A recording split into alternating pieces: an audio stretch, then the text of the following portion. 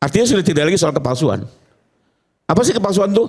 Bahwa dokumen ini tidak diterbitkan oleh yang seharusnya berwenang menerbitkan. Contoh, tanda tangan palsu. Apa sih tanda tangan palsu? Yang tidak ditangani oleh orang yang sebenarnya. Tapi kalau Anda menggugat Tun, sejak awal Anda sudah bilang dokumen ini dikeluarkan oleh UGM. Berarti bukan kepalsuan. Anda hanya mempersoalkan cacat penerbitan. Jadi kalau udah syaratnya tidak dipenuhi, beda ya. Dokumen yang cacat didaftarkan ke bukan dokumen palsu. Petun berarti sudah mengakui ijazah itu asli. Betul, logika itu logika hukumnya. Ntar dulu Bang, satu-satu ya. Okay. Karena apa? Okay. Karena di Tun itu adalah tujuannya kita hanya satu, membatalkan. Apa ya? Karena apa? Terjadi cacat penerbitan, cacat prosedural. Ya, jadi bukan soal palsu tidak palsu. Palsu tidak palsu itu kembali lagi selalu harus di pengadilan pidana. Kedua, kalau gugatan Tun, apakah tengah waktu 90 hari terlewati? Sudah jauh. Waktu mereka datang ke UGM saja sudah membuktikan mereka sudah tahu adanya ijazah tersebut. Gugat sekarang sudah melewati 90 hari. Tengah waktu ini persyaratan gugatan Bu, Tun ya. Nah, yang ini terakhir seperti saya mau nyampaikan tadi kan teman-teman jaksa sedikit dituduh nih. Saya hanya mau meluruskan aja. Pertama, dituduh karena apa biar jelas nih? Ya seolah-olah tadi apa dibikin sengaja kabur dakwaannya harus diganti. Jadi mungkin gini, pertama ya, ini Pak Jokowi yang sebenarnya paling banyak kepentingan soal eksepsi diterima. Makanya saya mewakili Pak Jokowi berpandangan begini. Pertama, kita menyadari betul baru pertama kali dalam penegakan hukum ini terjadi perubahan hukum acara dan hukum material secara bersamaan. Ya, ini KUHP dan KUHP berubah secara serentak di waktu yang bersamaan. Ya, sebelumnya belum pernah ada. Secara bersamaan ya. Contoh, Tun saja mulai dulu hukum materialnya, undang-undang Tun, baru hukum acaranya di undang-undang AP. Ini sekaligus berubah. Transisi lah karena dan berlakuan semuanya hukum acara dan hukum KUHP dan KUHP baru.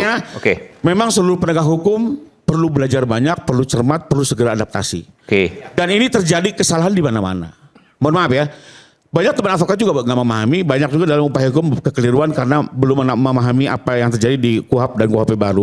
Ada juga teman-teman penyidik kemarin juga memperoleh kesalahan karena ya kembali lagi ini masa transisi ya.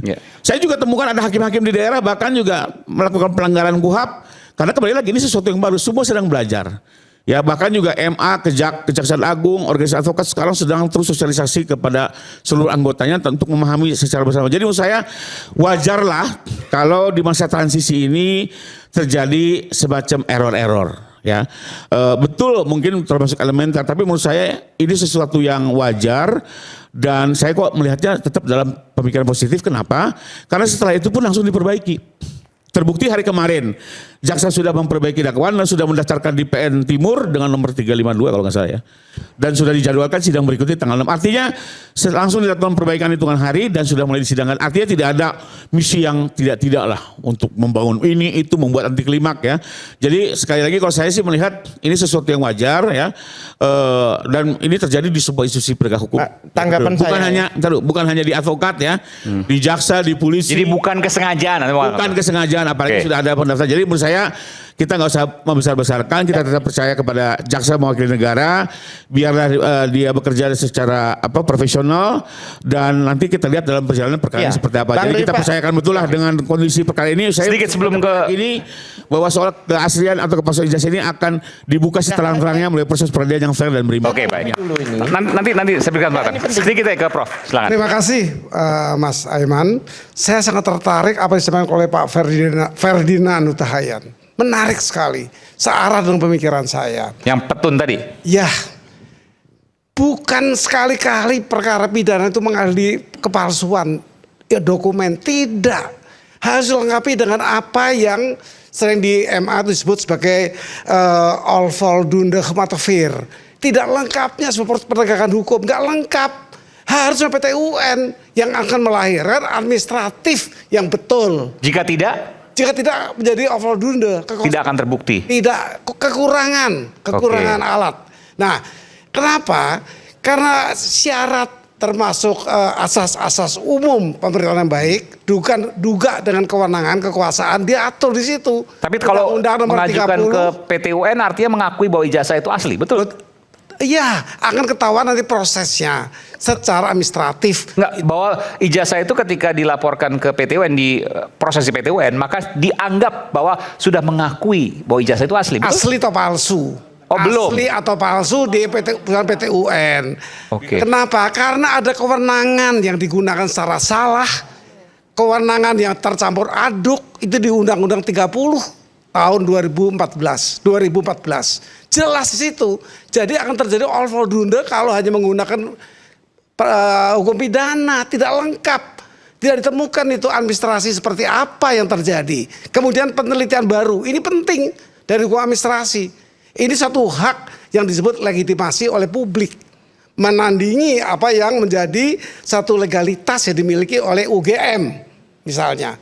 Itu akan lengkap di situ. Di PT UN akan terbuka semua itu. Jadi harus ke PT UN. Saya berkata perkara ini harus ke PT UN untuk menentukan kepalsuan dari penerbitan. Dan yang melaporkan harus Dr. Tifa dan Mas Roy. Boleh siapa saja. Kan udah berapa kali, Prof. Tapi kemudian apa NO istilahnya?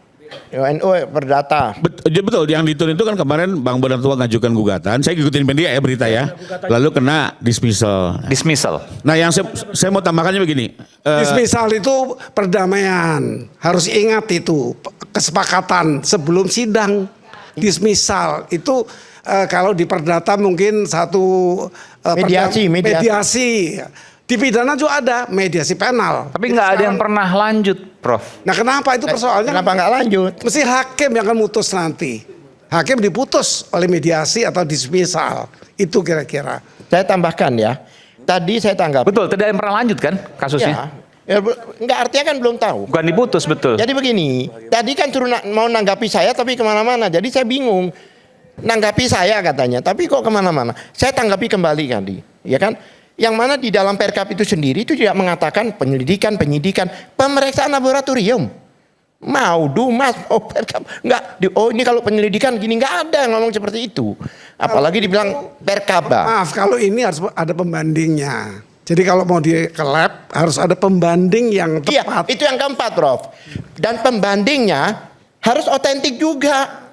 Kalau palsu sama palsu juga identik, Prof. Hasil kemarin lab itu bukan asli, tapi identik. Palsu sama palsu identik nggak? Ya. Identik. Saya mau bertanya sama Rifai. Saya membaca surat pengajuan TPUA. Saya baca. Saya ikut gelar kok. Saya ini satu-satunya ikut gelar, lawyer ikut gelar yang di Bareskrim. Itu memang menanyakan ijazah S1 dan SMA, tapi S1 betul. Saya mau bertanya sama Rifai, kalau yang dimasalahkan ijazah SMA, kenapa yang di laboratorium S1? Jawab. Kalau dimasalahkan TPUA ijazah SMA, tapi yang di lab ijazah S1, kenapa kok nggak ijazah SMA-nya? Jawab ya. Itu pertanyaan saya. Boleh jawab nih Bang? Ya, jawab Tadi dong. kan kita bahas kasus Bambang Tri, bukan TPUA. Tadi kan Abang bawa-bawa kasus Bambang kan Tri. TPUA. Di Bambang Tri ini kasus ijazah SMA S1 itu dulu. Sebentar. SMA. Di dalam surat SMA kan, SMA, betul. clear SMA gitu, dijawab oleh beliau Bambang juga gitu. Tri. Jadi nggak masuk Tri, Anda bawa-bawa kasus Bambang Tri ke UGM. Bambang Tri itu SMA, ijazah SMA. Sebentar. Di dalam TPU Bambang Tri sama Gus Dur dan sebagainya itu ijazah S1 dan itu adalah dakwaannya ya. Dakwaannya itu kebohongan yang menimbulkan keonaran. Iya, tapi ijazahnya SMA objeknya. Ijazah yang dibawa itu ijazah S1 dilegalisir. Saya lihat Bambang Tri. Iya. Tanya Gus Dur, ditelepon sekarang kalau nggak percaya. Itu ijazah S1 yang dilegalisir. Yang mana dalam hukum pidana, apalagi perdata mau apalagi pidana, ya kan? Jika ada legalisir, legas aslinya harus dihadirkan. Betul nggak, Prof? Ini enggak.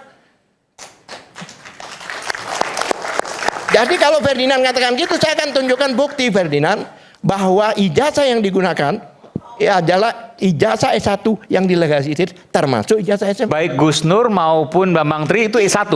TPUA itu ke sana, itu kan membawa ke TPUA mengajukan ke Bareskrim itu kan membawa perkaranya mereka. Ini gini aja deh, kalau gini kan susah nih kayak debat kusir ya.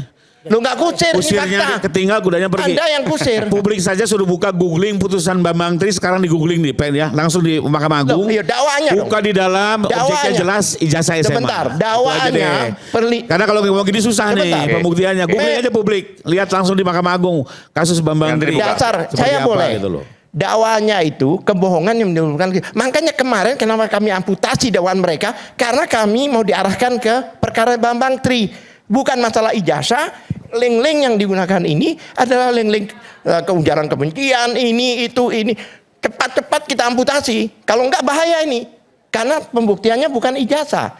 Dan alhamdulillah hakim sependapat dengan kami. Akhirnya dikatakan batal demi hukum. Artinya apa? Sudah tidak ada lagi.